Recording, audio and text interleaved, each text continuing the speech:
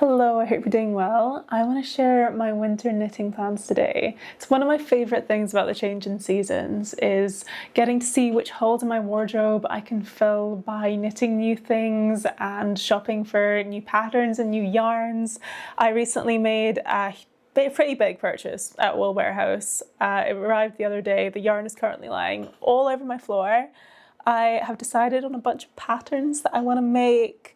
I think I have the yarn for all but one of the things that I want to make, and I think I'm going to be very sweater focused this season. Last winter was my first proper winter as someone with knitting as their biggest hobby, and I was kind of expecting to open my wardrobe and just see a bunch of beautiful handmade sweaters that are perfectly my style waiting for me.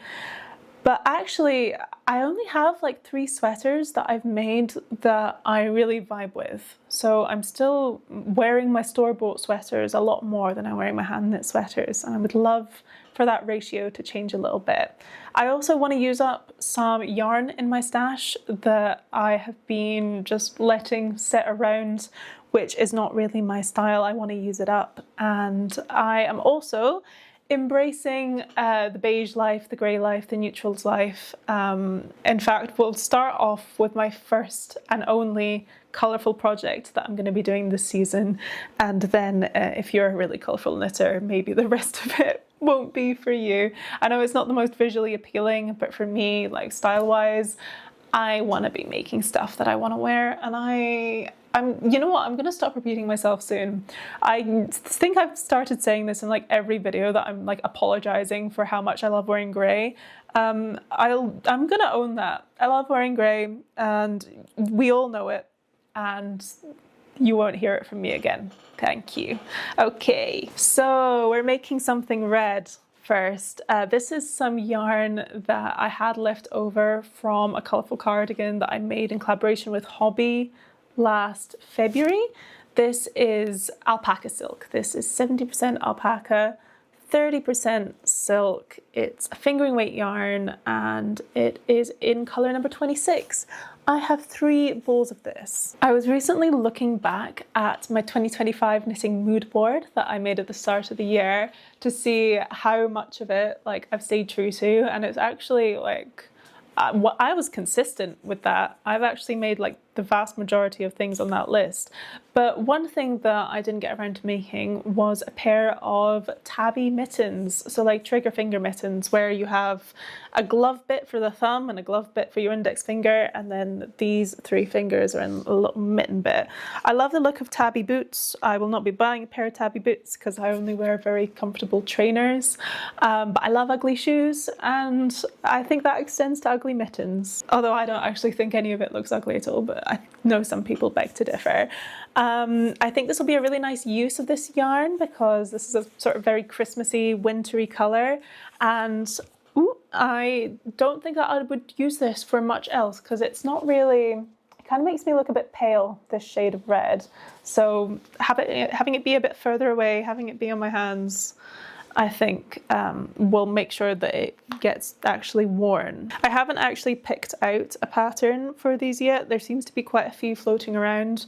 I will probably be basing which pattern I choose off of the needle size because I only have 2.5mm DPNs or 4mm DPNs, and I'm assuming that I'm going to need DPNs to do the tiny little fingers. I've never made gloves before. I don't think I even have any gloves. I just shove my fingers and hands in my pockets when I go for a walk and my hands are cold. So this is probably a very good thing to be making, a very useful thing for me to be making. This is probably too much yarn for a pair of mittens. I don't really know. I might hold it double. If I can find a DK weight pattern, that'll probably be faster. I don't really like using fingering weight yarn that much. But I am very excited to work with this yarn on its own and see how it behaves. I'm kind of trying to create a bit of a roster of animal fibers that work with me and work with my skin. This feels very soft, but a lot of the time I've been tricked by that and it doesn't actually feel so soft once it's against my skin. But the skin on my hands isn't particularly sensitive, so this is kind of a safe way to find out if this is a yarn that I can continue to purchase or not. And kind of on the topic of yarn sensitivity and itchy yarns, it's a really good segue into me talking about my plans for some really beautiful yarn that I have that is just too itchy. This is my bag of shame. And if you'll allow me to go on a bit of a tangent before jumping into the next pattern, it's kind of heartbreaking to talk about this. This is some really, really beautiful yarn that I've had for over a year. I asked in one of my very first knitting podcasts for some suggestions for soft wools. And this was like before I knew much about yarn. I hadn't tried that many wools. I didn't know what worked for me. I didn't know what didn't. And one person recommended this. This is Kinross 4-ply by We County Yarns. It's a really nice, it's fingering weight, 100% lamb's wool. And this really appealed to me because it's Scottish. So I asked for it for my birthday. I got 6 skeins and I used 3 of those skeins to make the Zila cardigan. I held this together with 1 strand of Drops brushed alpaca silk, which I know I'm fine with. I know I'm fine with Drops brushed alpaca silk, and the cardigan's so itchy that I can't wear it. And it's not the kind of design where you can really like wear something underneath it where your skin isn't touching the cardigan. And it was a really disappointing experience, to be honest, because the pattern is really beautiful. I know this yarn is really beautiful. This yarn is also expensive. The color is like perfect for me, like this really nice light gray. And it was kind of a bit of a reckoning for me because I needed to come to terms with the fact that like, even though a lot of people can say a yarn is soft, that it might not be the case for me. And a lot of yarns, I think probably most wools are off the table for me, unfortunately. And I don't want to keep spending money and time and effort on making really beautiful things with really beautiful fibers that I can enjoy. So that's led me to the conclusion that in the future, for wool, I am only going to be buying merino and superwash merino if I can get it. Because I know that works for me. I know my skin is fine with merino, so I'm gonna stick with that. I also get on well with a lot of alpacas, but for lamb's wool, merino seems to really be the only way. I also don't think that cashmere is for me, despite the claims. I think that's the thing, is like I get really sucked into the knitting community. People saying that a yarn is really soft, but people's skin are just different, and I think mine is really on the far end of intolerant. Now, and to add insult to injury, before I realised that my Zila cardigan was unwearable, before I sort of drew this hard line with not buying yarns that aren't the softest of the softest, I bought 3 balls of Knitting for Olive soft silk mohair to hold together with this yarn. This is in the shade Pearl Grey. So I basically have a sweater quantity of really beautiful, really expensive yarns that I know that I shouldn't be using for myself. Even before I drew this hard line, I did kind of buy the mohair to put to bed all the feelings of FOMO I had around mohair. Everyone uses it. It's in like every pattern recommendation is the suggested yarn is using a strand of mohair. So far I've learned that brushed alpaca silk seems to work just as well for me. Without any of the itch factor, but I've only used like cheaper mohairs, and so I thought I'll buy like the mohair that a lot of people say is the softest or one of the top 3 softest mohairs, and if it doesn't work for me, then never again, no more mohair. So I do think that before I do anything with these, I'm gonna knit like a little swatch or a little scarf with this, see how it wears against my neck. I am like 90% sure that I'm not going to be able to tolerate it, and then I can just forget about mohair and never be tempted again. I can just be like, no, that's not for me. I've tried it myself and I don't need to keep me away from that. I feel like I have the same relationship with itchy yarns as lactose intolerant people have with cheese. Like, it's so bad for you, but it's so hard to resist. So I have come up with a way that I can use this yarn, and that is as a contrast colour in colourwork. I've got 2 ideas for colourwork sweaters where the majority of the colourwork is happening like this bit, which I think is fine. Like, this is really the danger zone for itch. If I can make this part of the sweater nice and soft and beautiful, I think that I can incorporate a little bit of this and all will be well, hopefully. So my first sweater that I want to make is the Stargazer sweater by the designer Inka Swizen. I'm kind of surprised at myself for being so drawn to this sweater because I have never been drawn to a circular yoke sweater before, but I think something about the combination of the positive ease, which is around 20 centimeters, and the way that the colourwork sits a lot lower than it does in a lot of circular yoke sweaters means that the colourwork sits in like this nice straight line across the bust instead of like in this half circle that's way more common for circular yoke sweaters. And I think it's quite rare to find colourwork that looks like this, where it manages to extend over the shoulders but also sit flat. I really, really like that look. I'm very excited to make this. I'm probably going to be sizing up as well, so it's even more nice and oversized and slouchy. And this sweater really caught my eye because one tester for this sweater made it in black. And I've never knitted a black sweater before. I've always really shied away from knitting with black because like it's not in my colour palette. I don't tend to look great in very dark colours. I was just always a bit scared that a black sweater would be too much for me and I wouldn't wear it. But the truth is I wear black t-shirts all the time and I really like how I look in them. I feel great in them. So I think that that's enough proof of concept to give a black sweater a go. I basically want to recreate this tester sweater like kind of exactly. I think they used white or cream for the colourwork, but I think this light grey will look very, very similar. This is an Aran weight sweater, so for this contrast colour I can double up this fingering weight plus one strand of the mohair, and I think that will do. And for my main colour, I have got an absolute ton of this yarn combination. This is Yarnsmith's Merino DK, which is Wool Warehouse's own brand, and this is the famous Jobs brushed alpaca silk. These are both just the black colour. I was considering having one of these strands be a dark grey just so it wouldn't be like a totally harsh black, but I already have like 2 more plans to knit grey sweaters, so I don't think that I need to be making a third, at least this season. This Yarnsmith's yarn is amazing. It was on sale for something like £3 per ball, and it's got absolutely no fluff on the side of it. It doesn't feel like wool at all. It feels like, I don't know, bamboo or something. It's so soft. And I already know that I'm okay with the Drops brushed alpaca silk, so I think this is going to be a really beautifully soft yarn combination. I was actually gonna get a Drops yarn as my DK.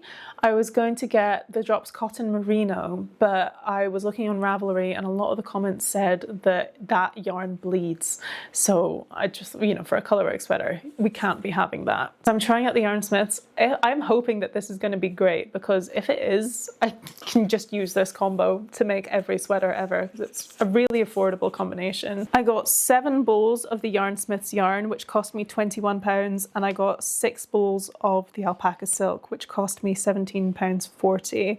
So under £40 for a sweater quantity of yarn. Plan number 2 for using up my bag of shame is incorporating some very basic colourwork into a very basic sweater.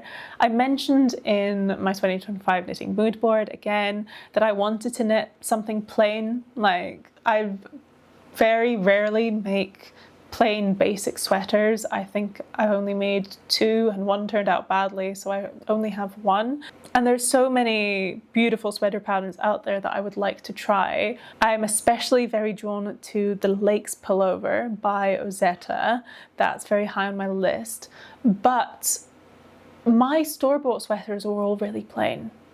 I don't know if I need to make something hand knit to compete with those store-bought sweaters, because I really like them. I wear them all the time. I don't need to upgrade them. So I was thinking, like, what can I do to change it up a little bit, like make this sweater a little bit more interesting, just because I have the ability to. Like, I can knit whatever I want. Why not? like add a little bit more interest to it. And then I saw this one photo of a sweater on Instagram. I don't even think it's a pattern. I don't know if it's available to buy. It was just a random photo, and it was of this turtleneck sweater that was plain stockinette until you got to where you join in the round at the armpits, and it became, I think, brioche or half fisherman's rib all the way down, and the same happened for the sleeves as well. I just thought this design was so beautiful, and it got me thinking, like, what if that was a two-color brioche? What if there was like a two-color thing happening, like from the bust down? And then I was sort of like trying to Google this idea and see if anyone had done it, and I found this one picture by Easy As Knit. This is like a kid's sweater, but it has exactly the colourwork detailing that I'm talking about, and it's just in stockinette, alternating colours each stitch, so way easier than 1x1 rib or 2-colour brioche. And I actually really like how this sweater has the bottom ribbing all done in the contrast colour. And this colourwork idea is super simple, right? Like, you could apply it to any sweater pattern. So that's my idea, is take the Lake's Pullover by Ozetta and apply this very simple colourwork idea to it. Then I'll be using up loads of that grey yarn, and it will only be sitting on the part of my body that will be covered by a t-shirt. I was actually going to buy the main yarn for this from Wool Warehouse at the same time as the rest of my order, but it took my order total to be like over £100 and I couldn't do it. So I thought I might as well wait until I finish the rest of my plans and then I can make the splurge. I also think that I want to buy this yarn in person because I want to get a little bit of a mottled effect, and I was looking at holding a strand of grey alpaca silk with a strand of beige merino, but online, like, I don't really trust that that color combo is going to look good because beige can mean anything. Like, you can get like really golden beiges, you can get beiges that are basically grey, and I want to make sure that that color scheme goes together. I was looking at Drops Baby Merino in greige. I was also looking at Drops Big Merino or Drops Extra Fine Merino in the shade beige. I just couldn't tell like what kind of beige it was. And then for my alpaca silk, for my mohair alternative, I want to try using more yarns than just the Drops brushed alpaca silk. I have two yarns that I really want to try. One is Camaro's Midnight Sol, and the other is Fiberspace's Cumulus. I have heard that both of these are even softer than the Drops brushed alpaca silk. I think there's some shops in Edinburgh that stock at least one of those, and I'm going to be in Edinburgh this month, so I think I'm going to go have a look and make my yarn decisions in person for once. But I'm really excited about this plan. If this sweater looks anything like it does in my head, and if it feels anything like the way I want it to, I'll be very happy. One quick little throwaway plan that I have is to use up this yarn that I bought in Taiwan at the start of the year. I don't think it's available to buy online. This is the label. I tried looking it up. It barely exists on Ravelry and I couldn't find anywhere to buy it. But it's a really beautiful, very chunky yarn, loads of different colours in there, and I think this is just going to be a really fun thing to knit up. I want to make a hat with it. After all those things I've said about like itchy yarns and it not working for me, I want to believe that I could wear a hat made of this and it wouldn't hurt. What's it made of? What is this made of? This isn't 100% wool. It's 65% wool, 30% tactile, which I think is nylon, and 5% polyamide. So it's not, you know, there's hope. There's hope for me. My problem is that I don't really know what else I would make from this that would really honor how beautiful it is. So I think my best course of action is to make a hat, hope that it works, and if the hat doesn't work, I can frog it and make some chunky socks that I can wear over my other socks. I don't want to make this into slippers. I know that slippers are a very popular thing to make right now. I will not be making slippers because part of my house is like outdoors. You have to go through an outdoor bit to get from one part of the house to another part of the house.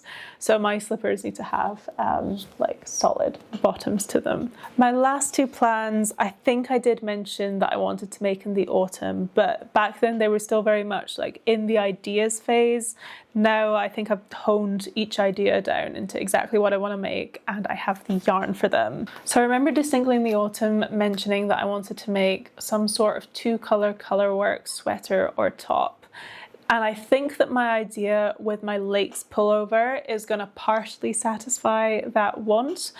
But I've also decided that I'm going to be making the QTT. I had the QTT as one of, I think, like 3 or 4 pattern options, but I'm going to give it a go. The QTT is a pattern by Knit Slip.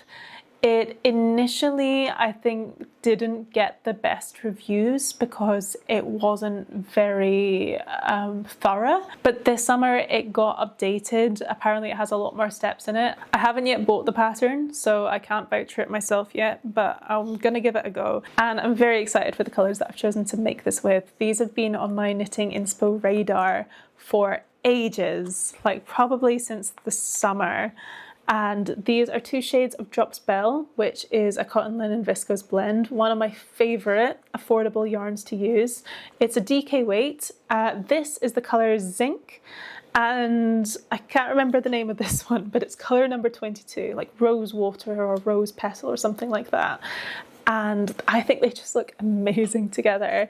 This Zinc is such an interesting colour. I think from far away it does just look grey, but up close you can see it's got a mixture of purple, like purple strands, and then also quite green strands.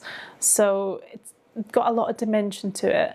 Then this actually I thought would be more whitish, but it's a very cool toned grey pink. And I think they look really good together. I'm not entirely sure if I want to make a long or short sleeved version of this. As these are kind of like summer fibres, I think it could be a good idea to keep it short sleeved and then have it as a bit more of like a layering piece or something that could be appropriate to wear also in spring. But yeah, it really is all about this colour scheme for me. I'm so excited to work with these. And that leads me on to my final winter knitting plan, which is to make blouse number 1.